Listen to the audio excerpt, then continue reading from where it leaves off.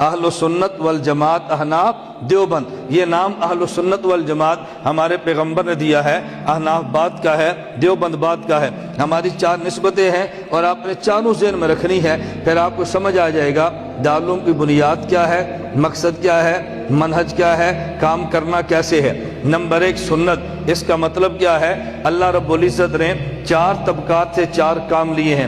ایک کام اللہ نے اپنے پیغمبر سے لیا اور اس کام کا تذکرہ قرآن میں ہے، الیوم اکملت لکم دینکم، اے میرے پیغمبر میں نے آپ کے ذریعے اپنے پورے دین کو کامل اور مکمل کروا دیا ہے۔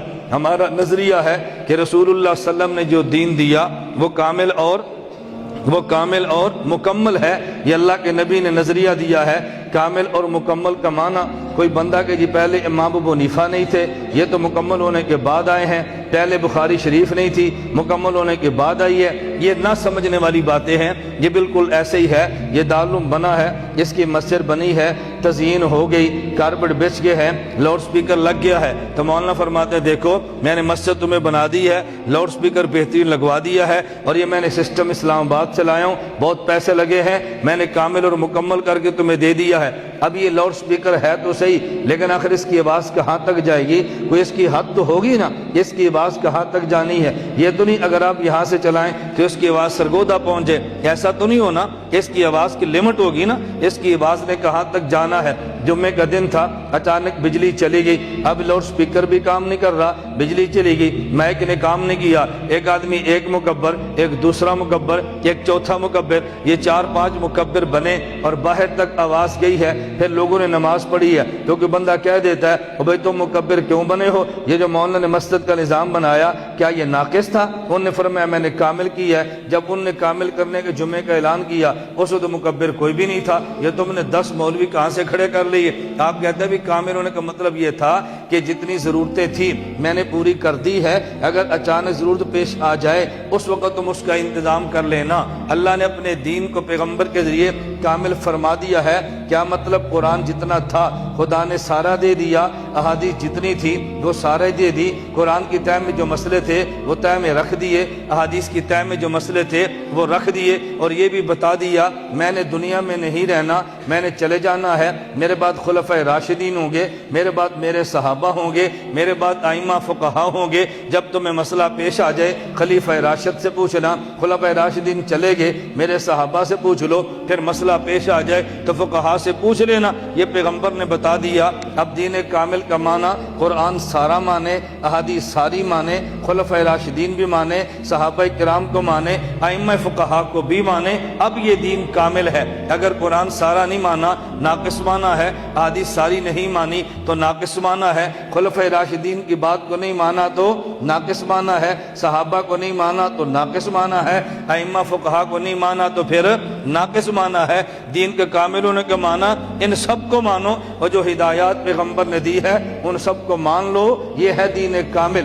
اگر یہ اس کو دین کامل نہ مانا تو پھر سمجھ آ نہیں سکتا۔ میں ایک مثال دوں گا تو بعد آپ کے دماغ میں بیٹھے۔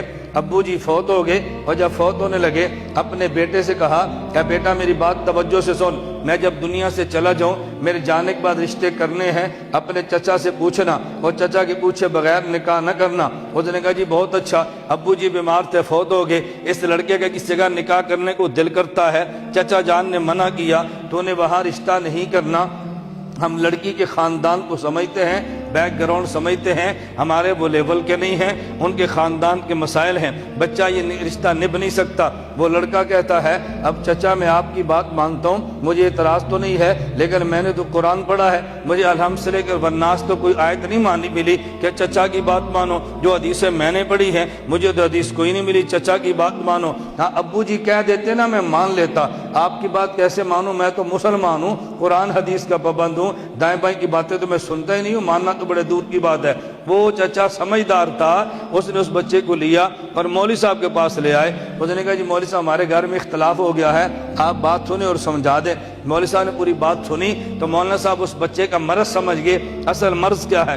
مولانا فرمانے لگے بیٹا جب تمہارے ابو جی دنیا سے گئے کوئی وصیت بھی فرمائی تھی؟ کہا جی انہوں نے فرمایا تھا میرے جانے کے بعد چچا کی بات ماننا۔ تو فرمایا اچھا اللہ نے قرآن میں ابو کی بات ماننے کا حکم دیا ہے؟ کہا جی بالکل دیا ہے، اگر ابو کی بات نہ مانو، کہا جی گناہ ہوگا۔ تو جا کے تمہارے ابو جی نے کہا میرے بعد چچا کی بات ماننا، اب تم چچا کی مانو گے تم نے ابو کی مانی ہے، چچا کی نہیں مانو گے تم نے ابو کو نہیں مانی، اور ابو کی بات ماننے کی تو قرآن بات کرتا ہے نا۔ اس نے کہا جی مجھے بات سمجھ آ گئی، ہم نے کلمہ نبی کا پڑھا ہے، خلیفہ راشد کا نہیں پڑھا، لیکن جس پیغمبر کا کلمہ پڑھا انہوں نے فرمایا خلیفہ راشد کی بات ماننا، علیکم بسنتی وسنت الخلفاء راشدین المہدیین۔ جس نبی کا کلمہ پڑھا انہوں نے فرمایا تم نے صحابہ کی بات ماننی ہے، اصحابی کنجم فبئی مقتدیتم مہتدیتم۔ جس نبی کا کلمہ پڑھا اس نے فرمایا کہ تم نے فقہا کی بات ماننی ہے۔ علی المرتضیٰ کہتے ہیں، معجم اوسط طبرانی کی روایت ہے،